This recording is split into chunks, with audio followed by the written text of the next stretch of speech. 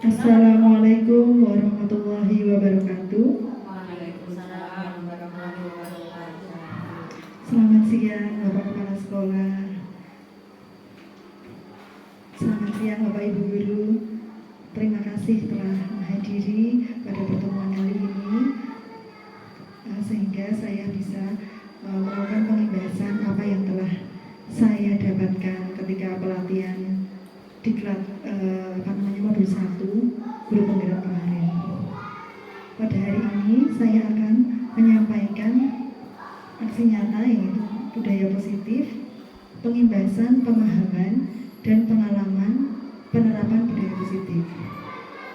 Hal ini bertujuan agar kita dapat menerapkan budaya positif di SD Negeri Gunung Agung yang tercinta ini.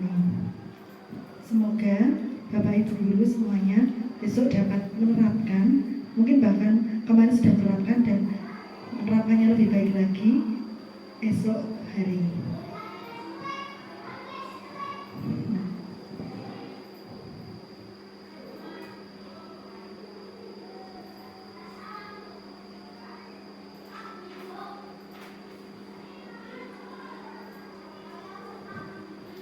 Selamat datang. Nah, ini di sini saya ingin mendukung terwujudnya disiplin sekolah, disiplin positif di sekolah yang kita cintai ini. Sebelumnya, mari kita menyanyikan lagu dulu ya Pak Ibu. Lagunya itu adalah nadanya naik-naik ke puncak gunung, tapi kami ganti liriknya menjadi ayo belajar budaya positif. Mari kita baca dulu ya. Nadanya naik-naik ke puncak gunung ya, yang pertama itu mari kita belajar budaya positif di sekolah. Mari kita belajar budaya positif di sekolah. Satu, pembelajaran paradigma baru. Dua, disiplin positif. Tiga, pembentukan keyakinan kelas. Empat, segitiga restitusi. Nah, ini adalah materi yang kami dapatkan kemarin Bapak Ibu pada diklat modul 1 guru penggerak seperti itu. Semoga kita bisa melakukannya. Nah, sebelumnya mari kita bernyanyi bersama-sama ya. 1, 2, 3. Mari kita belajar budaya positif di sekolah. Mari kita belajar budaya positif di sekolah. Satu, pembelajaran paradigma baru. Dua, disiplin positif. Tiga, pembentukan keyakinan kelas. Empat, segitiga restitusi. Terima kasih, tepuk tangan untuk kita semua. Selanjutnya, konsep utama modul budaya positif. Pada modul ini kita akan mempelajari ada 7 poin penting. Yang pertama adalah pembelajaran dengan paradigma baru. Yang kedua adalah disiplin positif. Yang ketiga adalah kebutuhan dasar manusia. Yang keempat adalah motivasi perilaku manusia. Yang kelima adalah 5 posisi kontrol restitusi. Yang keenam keyakinan kelas. Dan yang ketujuh segitiga restitusi.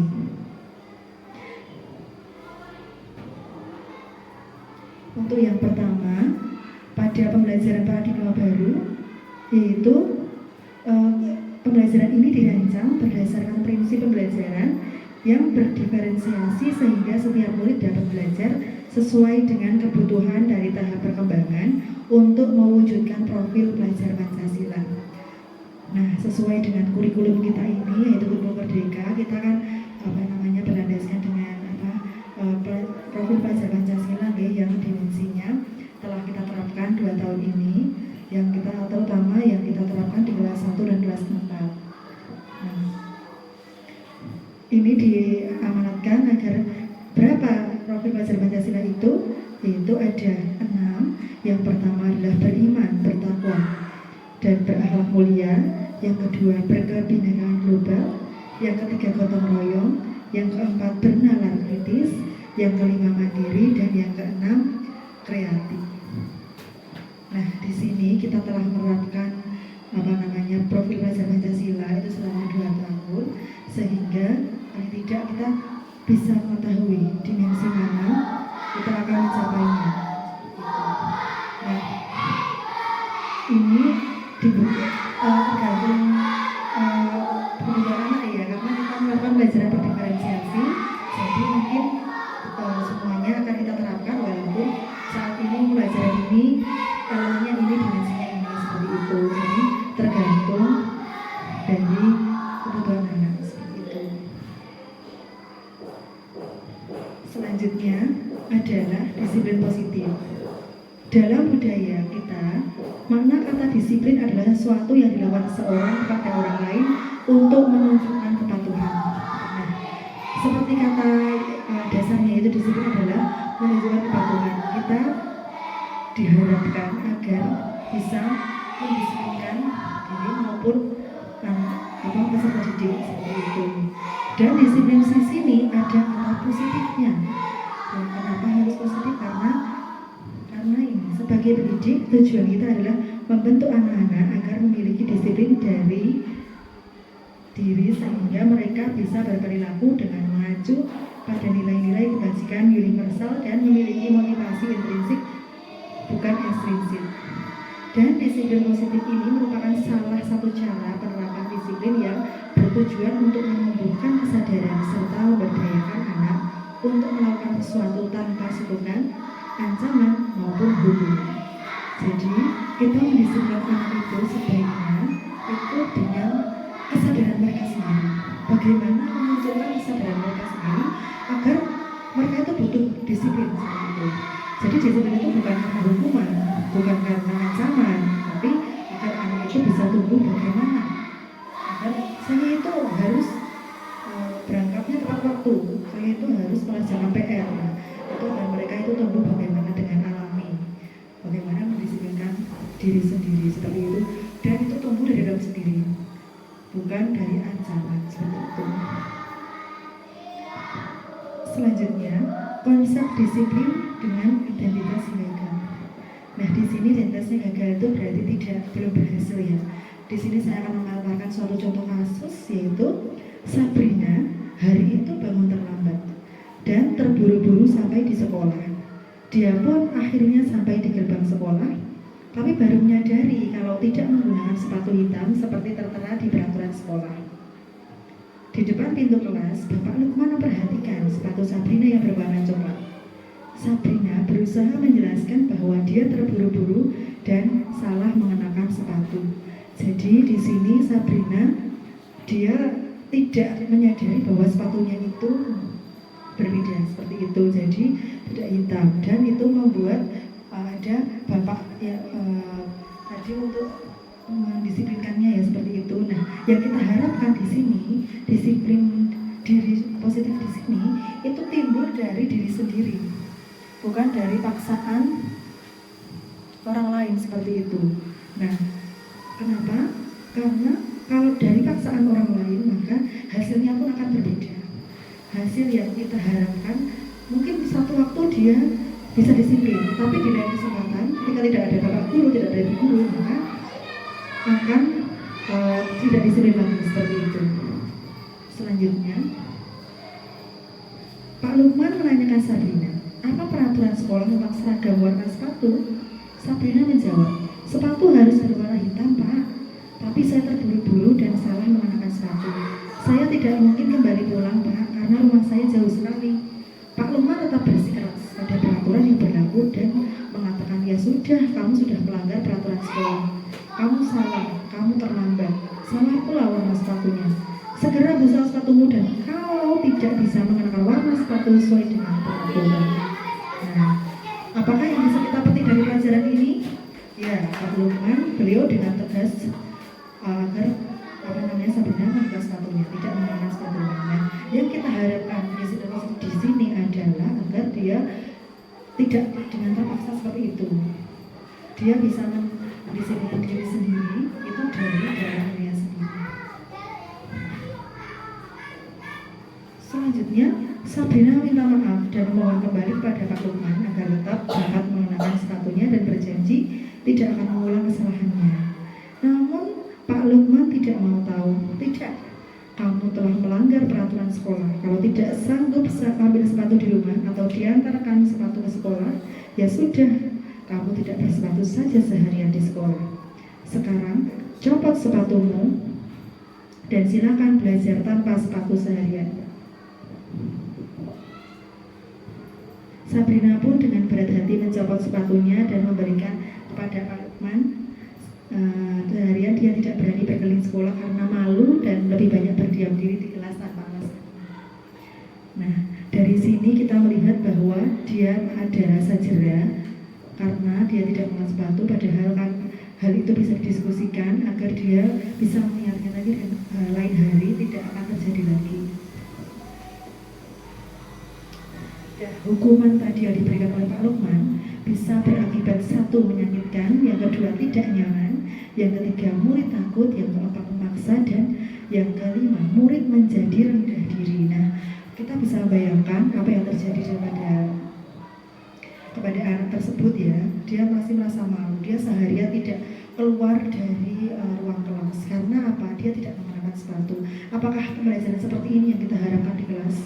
Tentu tidak, bukan?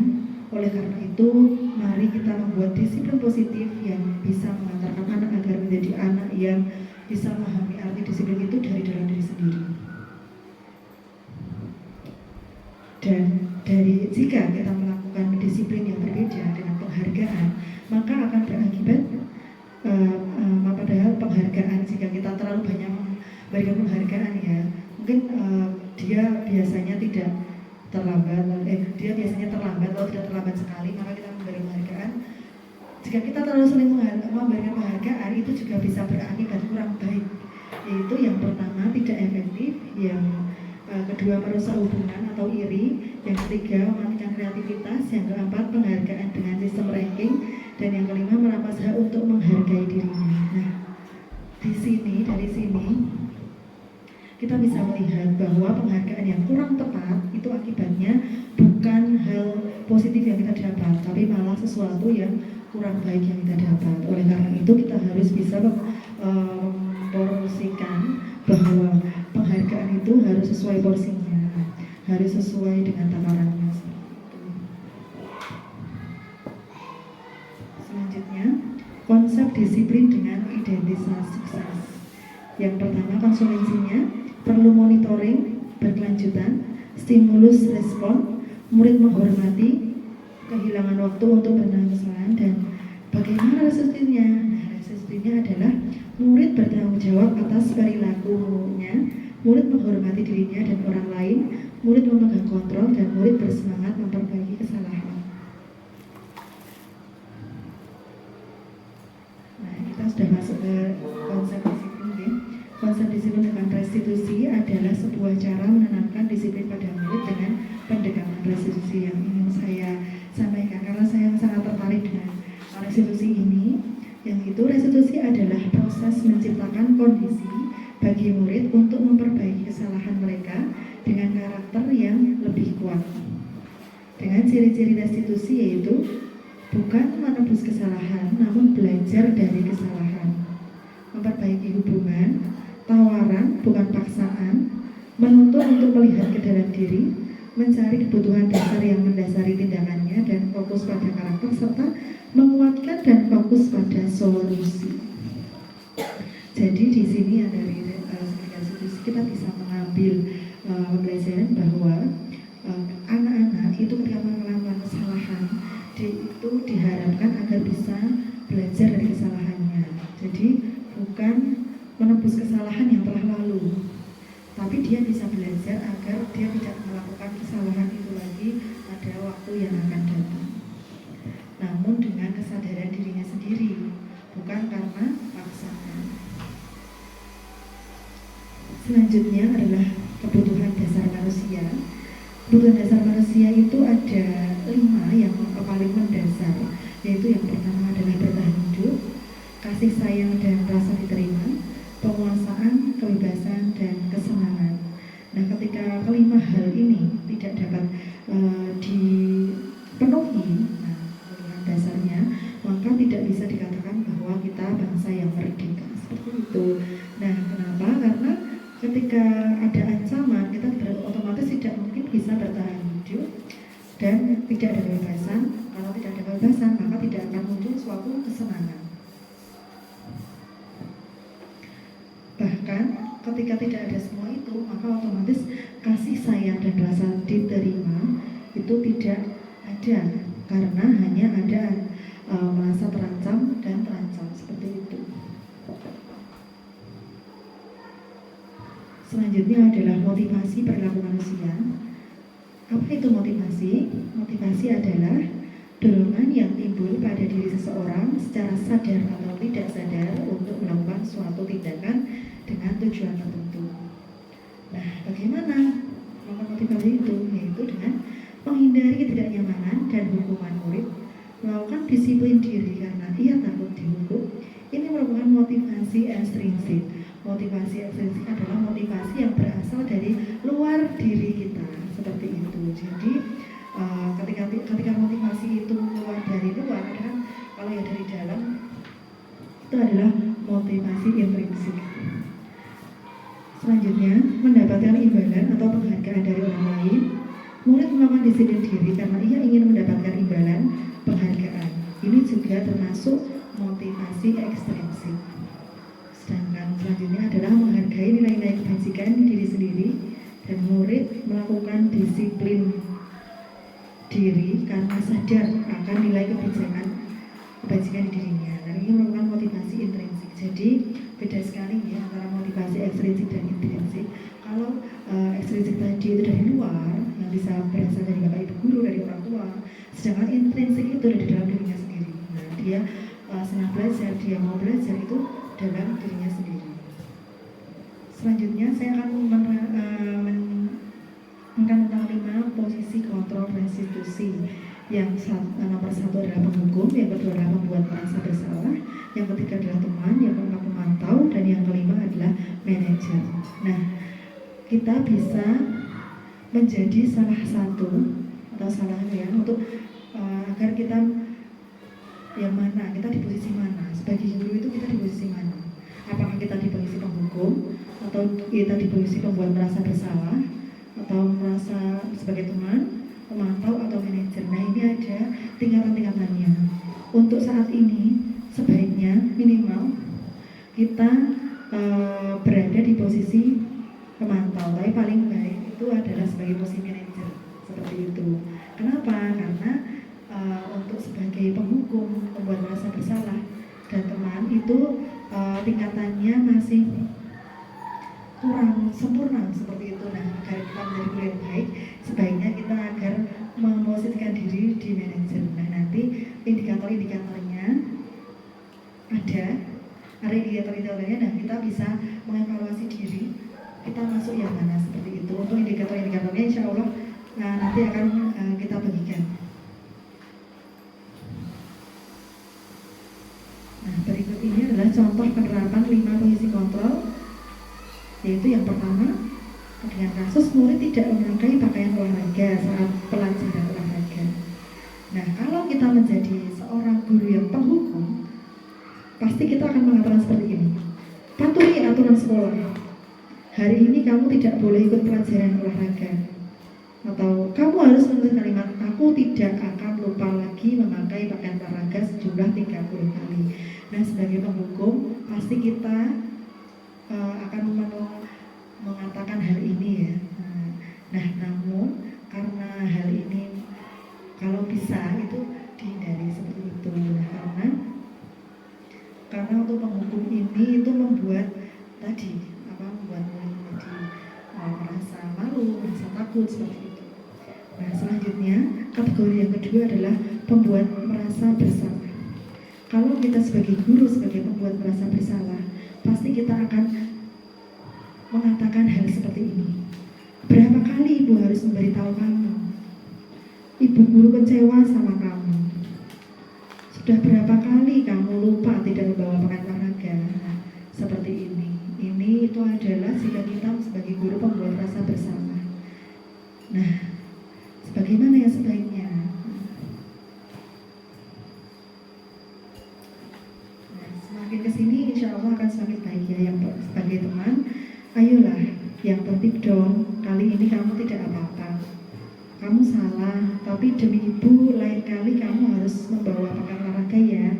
Nah, itu kalau kita sebagai guru yang memposisikan diri sebagai benar. Sedangkan jika kita sebagai guru dengan posisi pemantau, maka akan mengatakan kamu sudah melanggar peraturan. Apakah kamu tahu konsekuensinya?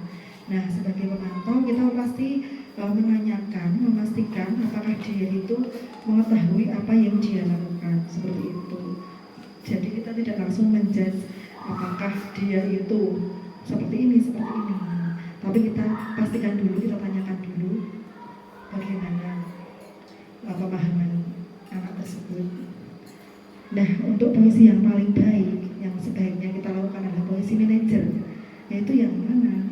Nah, kita bisa mengatakan seperti ini kepada siswa kita, yaitu apakah kamu tahu kesalahanmu? Bagaimana agar kamu bisa memperbaiki kesalahan itu? Nah, ini adalah posisi yang paling baik, yaitu menanyakan kesadaran mereka, apakah dia itu tahu kesalahannya dan bagaimana solusinya menurut mereka sendiri. Nah, kalau mereka tidak bersolusi, kita bisa memberikan solusi agar dia tidak melakukan kesalahan itu lagi, agar kalau di sini harusnya dia tidak membawa baju olahraga, agar dia besok tidak lupa membawa baju olahraga itu.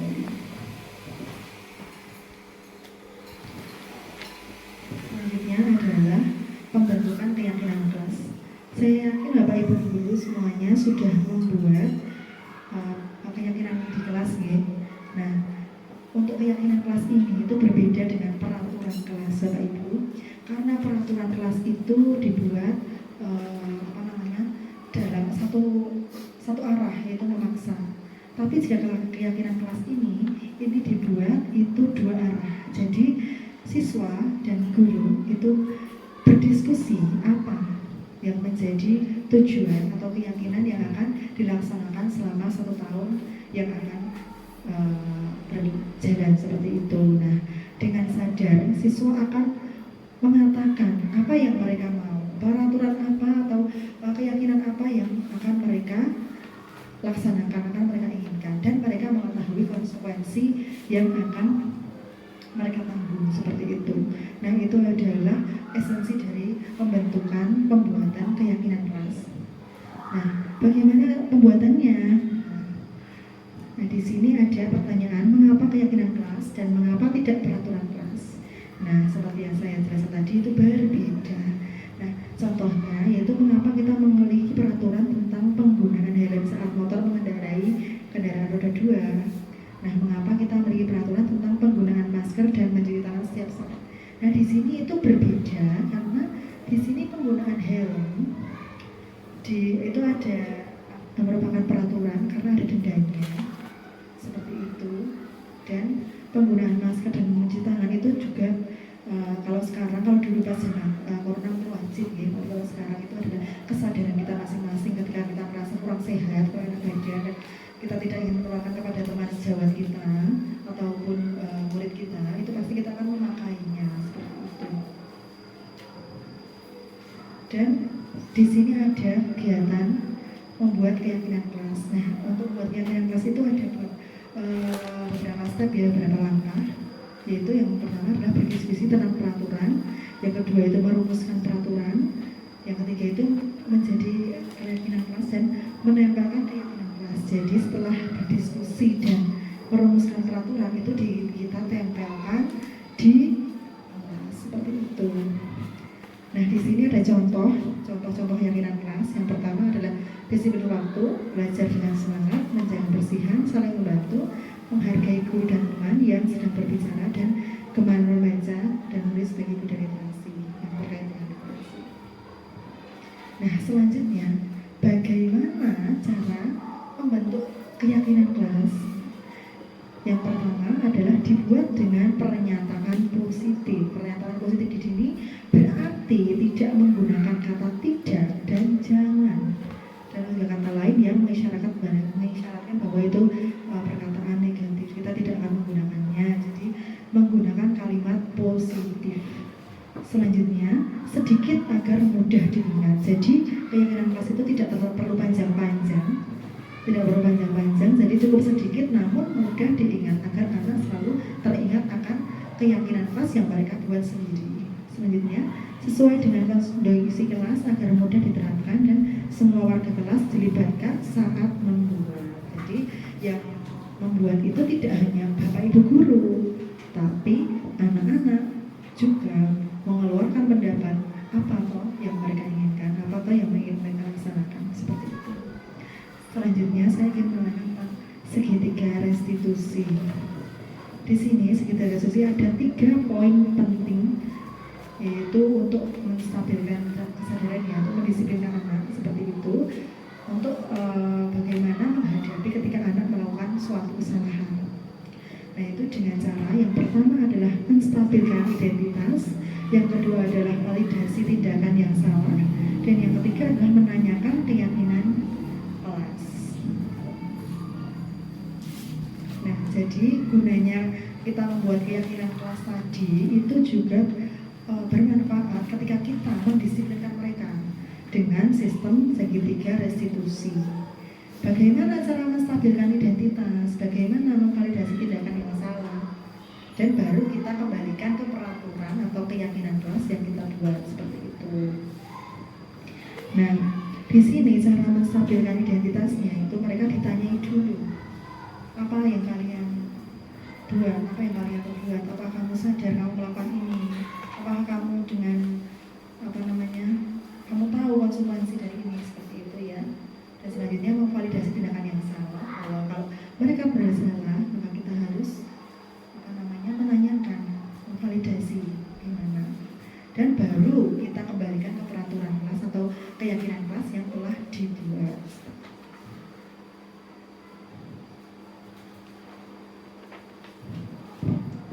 Untuk nanti insya Allah saya akan mengalami tayangan videonya, tapi sekarang akan saya teruskan saja. Dalam penerapan program budaya positif, hendaknya guru memiliki standar kepribadian, profesional dan sosial yang baik, di mana guru mampu berefleksi pada posisi kontrolnya saat ini. Bagaimana perjalanan dirinya sebagai seorang among atau manajer yang menuntun murid-muridnya menjadi insan yang mandiri, merdeka, bertanggung jawab sesuai dengan standar nasional pendidikan. Nah, sistem among ini telah digaungkan oleh Ki Hajar Dewantara, yang mana dengan sosok Tulodo Madya Mangunkusumo Tuturi Handayani yang telah kita terapkan selama dari dulu, seperti itu.